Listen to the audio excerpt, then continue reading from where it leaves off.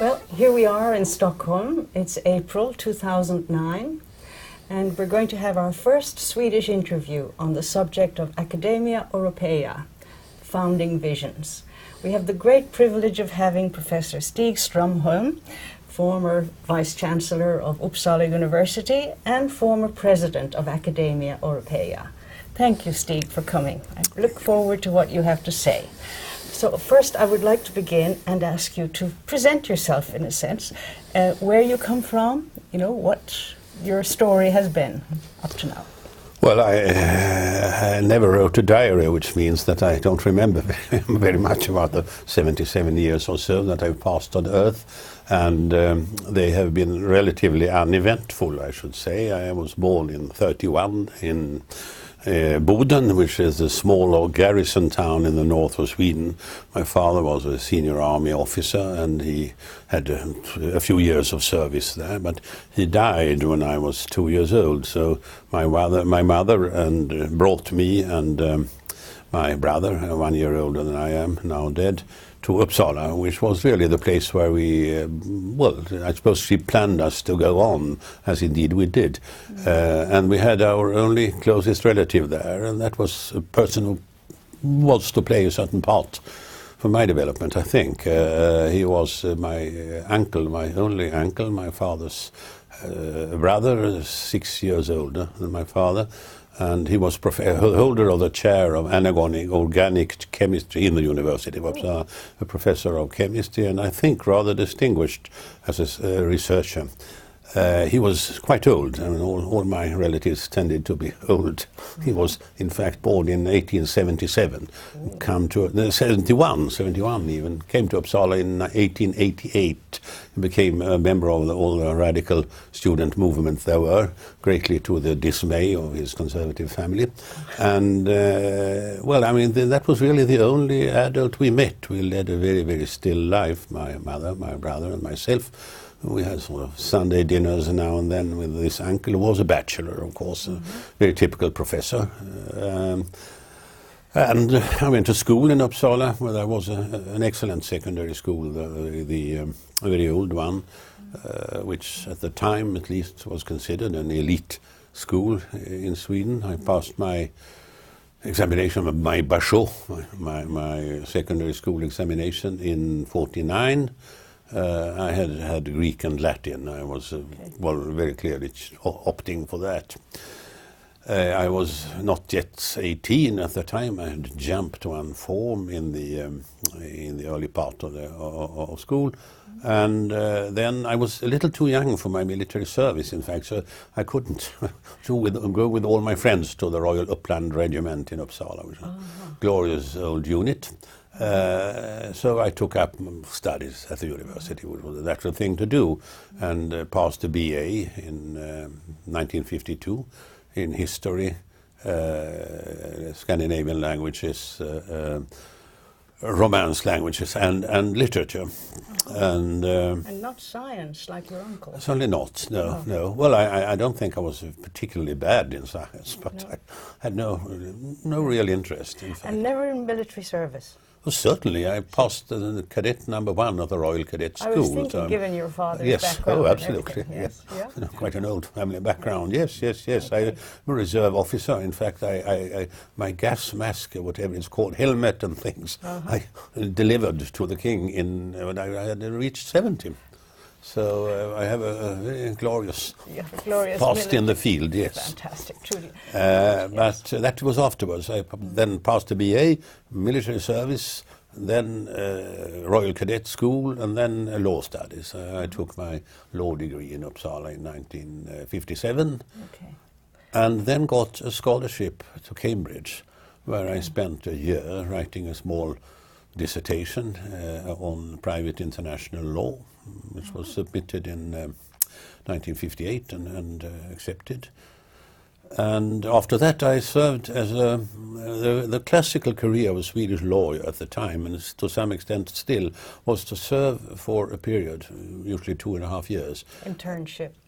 in a court. Yeah. Not with the barristers, not a law firm, but in a court of first instance. Okay. Ting, to sit ting, that Ting, is yes. a classical thing to do, yes, to Yes. spend as a very, very junior judge. But the last 6 months or so, you could preside in trivial cases and petty cases. So that I did, and then I passed on to the Stockholm Court of Appeal as a candidate for being admitted to the bench on the lowest level. You know, it is a career, unlike the British system, or like the French and German system. And I was then accepted as a future judge, but then I had been convinced by my one of my teachers in the Faculty of Law to go on writing a dissertation, to take a doctor's degree in law, in private law, in fact. And in the course of that exercise, which was a matter of 4 years, I got a Humboldt scholarship, a Humboldt award, and spent a year in Munich in 62, 63. With enormous profit. In fact, I got into that time, after all, Cambridge I loved and had always liked. There was no problem going to Cambridge. Going to Germany in 62 was not quite the same, but I was, I think, very, very efficiently seduced by the Humboldt Stiftung and by Munich, Yes, yes. which was absolutely delightful. We spent a year there, my wife and I got involved with the Max Planck Institute for Intellectual Property.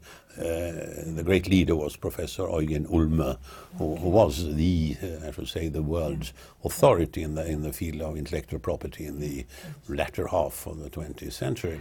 That was an extremely rich background. I mean, with an undergraduate work in the classics and in humanities, and then graduate work in law, and then experience with the courts, even Yes. before going abroad. So you have both a rich intellectual heritage and an international experience at quite a young age. Yes, the intellectual, the international experience, of course, that I felt to be a favor at that time. It wasn't. Today, everybody goes everywhere. Yes, but not then. Backpacking. Yeah. Not then. I mean, my mother sent me to France in '47 to a place in the country. It was the first year there was a regular train service. I mean, a sleeping coach between Stockholm and Paris. Yes, And I was 15 at the time. So, I mean, of course, I was favored in that respect. Yes, yes. And when I wrote my Swedish doctoral dissertation in law, I,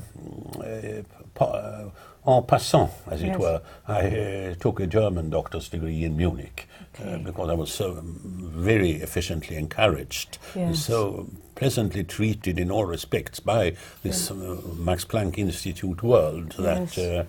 and a German dissertation in those Yes. days, I don't Yeah. tell the public, but it was not a very, very demanding experience. I mean, Okay. if you were working hard in the field, Yeah. it was not. My Swedish dissertation, which was written in French, Yes. was 900 pages. The German one was 150. I see, I see. My Anyway, goodness. en passant, then Yeah. en route for the Swedish dissertation or habilitation, I wrote a German one and then went on, was appointed assistant professor in Uppsala, and there I remained. Yes, but this is exceptional, I think, because many people who have had this foreign experience and well got abroad aren't necessarily welcome back home. But you obviously succeeded in being both internationally renowned and nationally accepted, accepted and applauded, in fact, because you got many honors at home as well. Well, I did my duty as a professor. A professor of law, you know, at least in those days, was doing the groundwork himself. I mean, I was lecturing to undergraduates all the time, really, and examining undergraduates, and and writing at the same time. I wrote in particular on intellectual property, but also on jurisprudence, the history of ideas in legal philosophy, Well, I was appointed a full professor in '69. It was relatively early, and remained there until '73. Well, I remained all the time, but I was appointed dean of my faculty in '73, which gave me an experience of administrative and that kind of work, which normally you could avoid as a professor. But given your family background, it doesn't surprise me at all that you would strike people as being a potential leader? Oh, I don't know. I was Well, you had this I'm a very discipline. bad yes? sportsman to start with. No, but I'm I mean- miserable in football and generally looked down upon in most exercises where men But I bet you tend to be. you could command the troops, I bet. I had the mouth. Yep. That was my instrument, and I used it. I bet, yes. Anyway, once a dean, you are involved in university work, and what happened to me was that I was elected deputy vice chancellor of Uppsala. You become a member of the university council, which at that time was composed of the vice chancellor and the deans. Okay. So there, of course, if you had some sort of talent for that, for yes. or administration or whatever you call it, university politics, you were observed, and I became then deputy vice chancellor in '78, and well, having served for 11 years in that not very grateful position, I was elected vice chancellor in '89 and disappeared in full glory in '97. '97 I retired. That was, yes. Well, so much for that. Yeah. And in between, in fact, I did military work. I mean, you had periods of, I think, 48 days per 3 years period or something. And I was working on a fairly high territorial staff, which was quite interesting. I knew quite a lot about the Russian Baltic ports in those days. I've forgotten all about it. Yes, so you had to become a geographer also, a political geographer in the field. Well, yes, sweet time to be, yes. Yes, indeed. But now, all during that time, you became involved in various research councils and, administrative responsibilities of various kinds. Yeah, that's part of a small country. I mean, if you belong to the restricted group of people who are prepared to give time and energy to that, you tend to remain in the group. Right. So, yes, it's true. Research councils, and after retiring, I was. Well, I had the academies too. In fact, I was president for 9 years of the Royal Swedish Academy of Letters, History and Antiquities, which corresponds basically to the BA in the British Britain Academy, and to the Académie des Sciences Morales et Politiques in France. And that was a very, very pleasant experience and brought me into contact with the Academia Europea. Yeah, that's it. You didn't go through ESF, did you? I did. I was Lord Flowers, Sir Brian Flowers, as it then was. Yeah. I remember, and Professor Zweigert from Hamburg, now dead, asked whether I could come and lead a steering committee of a research project on medical responsibility and legislation. Heaven knows how they put that together, but that they did. And I did that for some 5 years or so in the late 70s. Yes, It was a very interesting experience. Of course, the European Science Foundation at that time. It was in its early years. It was in its early years. It had started in '74, if I remember correctly. And well, there was very little experience in the field. In fact, we had some excellent administrators of various origins. I remember a very good English girl. Who was sort of the Victorian novel kind of plucky girl, very good, and a Norwegian who was a modest Norwegian. In fact.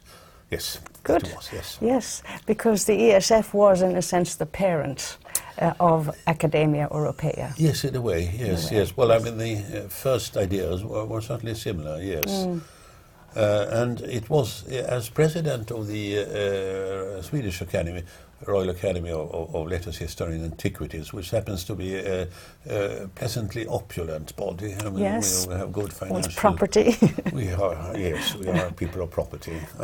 That we got into contact with the Academia Europea because starting in '88, if I remember correctly, Professor David Magnusson Professor David Magnusson was really one of the founding fathers, and he was a member of the Swedish Swedish BA, and he well, I asked for money, simply support from the rather affluent Swedish academies, and I'm glad to say we gave it. Well, that was excellent, because there were the sources of Sort funding in the early years was yes. difficult for I academia. know. Well, it's starting to remain difficult. Yes, yes, I can sure.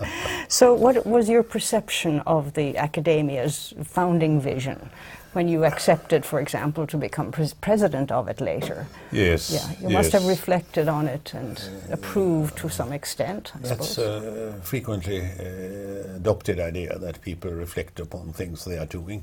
I mean, in many cases, you have so much else to do that you feel vaguely this is a good idea. It deserves being supported, but closer reflection of a deeper character, I'm afraid I didn't indulge in those years. When 97, in fact, I think there was some discussion about my possibly taking over the chairmanship of the ESF. A Swedish colleague took up a discussion on that, but then, no, it was a little too early. And then suddenly came the invitation to London. Yes. I suppose David Magnusson played a part in that, but anyway, it was Sir Brian Flowers and Lord Roberts, if I remember correctly. What was that his name? I'm sorry, names, you know. I'm 77, I have a right to forget. But anyway, there was, and of course Sir Ronald Burgeon, whom I had met, indeed, in Uppsala. The Academia had a meeting in Uppsala in 1993. Yes, that was when I became a member. Yes, an annual meeting in Uppsala. So I got into contact with some of the active people, in particular Sir Arnold, who was really, of course, a man of fire. Great enthusiasm at that time. Yes, a great enthusiast, as he seems to have remained. It's a few years since I met him. But that, of course, was a contact which I remember vividly was to some extent disappointing, because people were not very punctual. Too few came. And that, you know, the annual meetings have been labouring under this all the time, really. Yes. I remember in Uppsala, where we haven't much charm in this country, but we are punctual. Well, you really showed a lot of graciousness at that meeting. Yeah. Well, we try to do our best, but I remember the final banquet, for instance, in Uppsala Castle. Yes. And, when we have feasts there, it's very precise, everything. It's very punctual. It's very the protocol is very clear. And I remember all these aliens dropping in, and not very punctual and not very properly dressed and sitting around. Well, we have experience of that from all the Nobel. There are many anecdotes about. Yes, you Swedes have a very special attitude toward time. Yes. Very, very strict. Slightly unimaginative, perhaps, but it has proved after all, rather efficient in the course of years. It's a poor country, and people have to cooperate. I think, yes, our best habits are due to the fact that there are 9 million of us on 450,000 square kilometers. And we have to. The neighbor has to know when you come. I bet you Oxenstierna had something to do with that. Yes, he was an excellent schoolmaster for this country. Unfortunately, it's too long ago now. Anyhow, when I lived in Sweden, I had the feeling that attitudes in the university world were much more oriented toward the English-speaking world than they were toward continental Europe. And academia, the birth of academia, gained so much from Swedish support that was maybe a kind of switch of attitude pioneered by you people who were involved with the ESF and academia. Would I be right there? I think it's very different in different areas, but you are, of course, you are right. Yeah. After the Second World War, I happen to be an exception, in fact, being French-oriented and German-oriented, but also an old Cambridge man. It's certainly true, and of course, America played a very, very important part in the post-war development, intellectual development in this country. The Academia Europea, I think, was, after all, considered when it started here as, say, an attempt to reintegrate, as it were, continental Europe into the network of intellectual cooperation. Of course, the difference is very great between different areas. The greatest loss is in the humanities, because the loss of German and French among younger Swedish academics is a catastrophe. Yes. And it's there since 20, 30 years now. It is English simply, and if it were good English, some comfort, but it's not. Yeah, but also for academia to have become so Anglophone, is that not somewhat of a contradiction? Well, yes, I suppose it is. But the council, after all, I was president between 1997 and 2002, and in council, my feeling is that we paddled along rather happily with, well, in English, but horrible English in some cases. But it worked. I mean, and the great advantage, after all, of the English domination is that the English are prepared to tolerate pidgin. I happen to be involved in some exercises where my French was put to good use. I'm a corresponding member of the Académie des Sciences Morales et Politiques. And Frenchmen, of course, are not prepared to tolerate bad French. No. The extent Englishmen are prepared to tolerate bad English. And they pay the price. They pay the price. People are afraid of them. That is very, very hard to avoid. The key position, in a way, has Germany, after all. I mean, Germany is now English speaking. I mean, after all, the Marshall aid, etc., was not lost. Yes. Younger from 70 onwards down, German academics are now very, very much English speaking, but they are very much less French speaking. Yes. And French academics are starting much late in the day Speaking to English. develop some sort of English. Yes, but please, Stig, now the educational systems in all countries are still in the vernacular. So yes, well, it has to be. But for something of the founding visions of academia to filter down to the college level, to the school level, is there not need for more flexibility on the language question? Well, I mean, after all, the deepest elements of every, well, not nation, but parish, if you ask me, province, county, is after all locally rooted. I mean, you can't expect people to express their feelings for their cattle or their farm, and there are not many doing that, but in the street where they lived as children, in any other language than the one spoken. But their knowledges of nature also.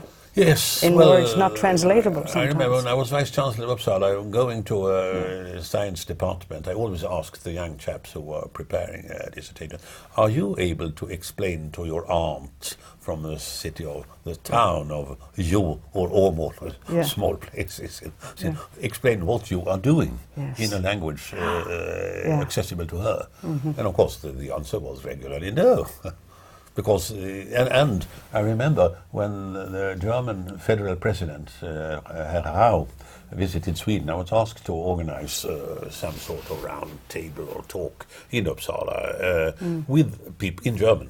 For the high guest should be able to enjoy it fully, and it was very difficult to find. I called the Humboldt Foundation in Bonn, which distributes awards. I said, "Give me the names of the 3 or 4 first-class Uppsala professors who have had Humboldt awards in the last 5 years," and they gave me the names, and I called these colleagues.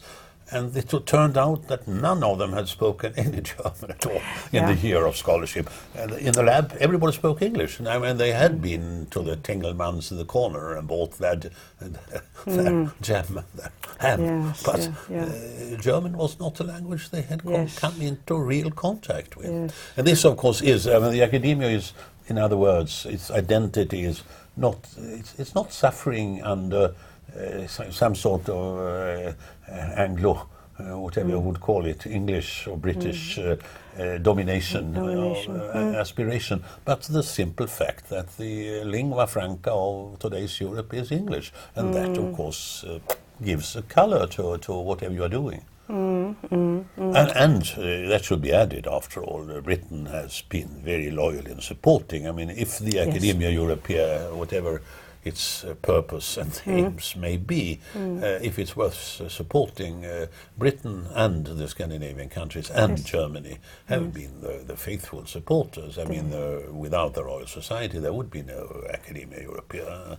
That's a very simple fact. They took the initiative for sure. They took didn't the they? initiative, Yes, and they took the responsibility also, which means a lot. Yes. The German Deutsche Forschungsgemeinschaft and the Max Planck Gesellschaft took their burden. They shared it between them, and also very loyally all the time. The Scandinavian countries, small as they are, small and well, peripheric, what you call it, took rather more than their burden, I should say. You have making more than your share of contributions, financially and intellectually. I mean, a couple of Swedish foundations, one of which I blush to mention, of course, its chairman, and the Wallenberg Foundations. And it's not fortuitous that Professor Dan Brännström was the executive director of the Bank of Sweden Tercentenary Foundation, received honors from the Liverpool, at Liverpool in 2004, was it? 2008. 2008, yes. Just last year. But I mean, Sweden did its best.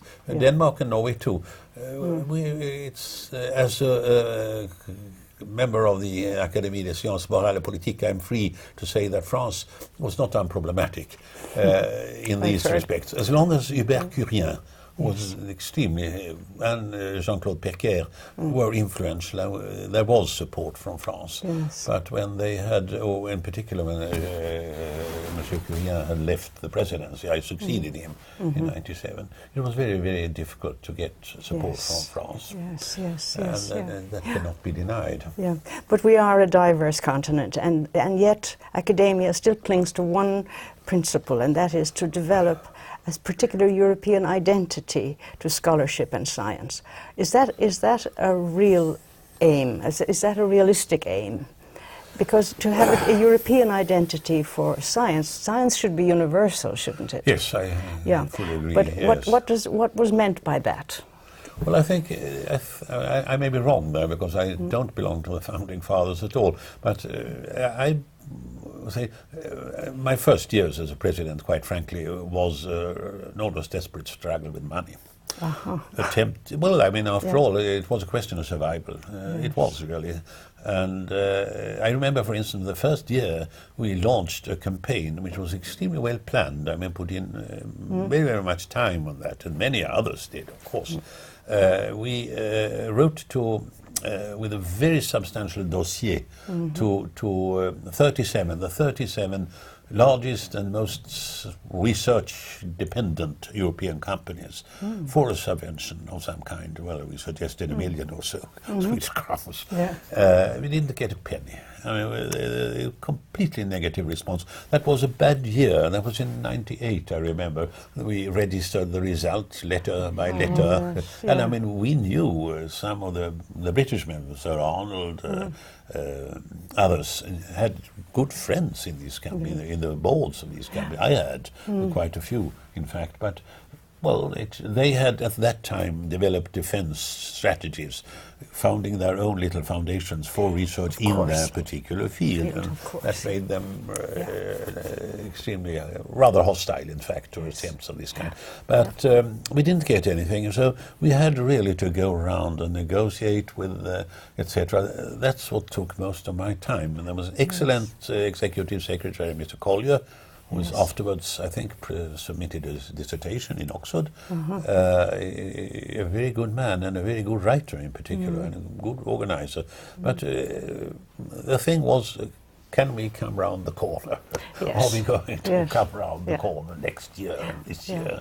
And that took really most of my time. So deeper reflection on the purpose, I'm sorry to say, was difficult to sort of find time and strength for. But after a few years, when thanks very much to some extremely generous donations from this country, I felt that the next few years seemed to be rather secure. I remember I started thinking in a more constructive way of what the academia could be. And I think the idea was, and still should be and remain, that this is a completely independent body, expressing as well as it can, trying to pick up the best among European scientists and scholars, and expressing their views on research problems, scholarship problems of common European interest, and do it in a completely disinterested way in that sense. Yes. Certainly interested in another sense. I think that we should be the sort of the honest voice of European science and scholarship, speaking to politicians with the noble independence of people who really don't care for we are not dependent upon you, but we advise you to do this or that. And that presupposed a minimum of financial security. Yes. You can't enter the room of a minister telling him, now you should do this or that, and by the way, could you offer me a few millions? You can't do that. That's not doing business in the proper way. Yeah. Well, I think still that the academia, after all, has survived Exactly. and has a mission. I think the mission is precisely that. I mean, I don't think one should have ambitions. A body of this kind should not have ambitions to sort of run or administer research projects. No. It should remain an independent, the voice of European scholarship and research. Yeah, and the journal, European Review, was for many years, of course, edited by Sir Arnold. Yes, but it was glorious. I think it's splendid, a fantastically good review. Yes, He's and done with very small means, and no staff at all. Right, yeah, but it does speak of general issues of European interest, yes. And especially during your time as president, there were some excellent issues, I recall, on Europe-wide issues. Exactly. Yeah. No, it's very good, really, and it's remained very good. I think Professor Theo de Haan has done an excellent job too. But Arnold, of course, that was a title to glory, which Absolutely. I think highest value. Yeah. So I think, Stig, you have contributed more than most to furthering the ideals that were there from the beginning.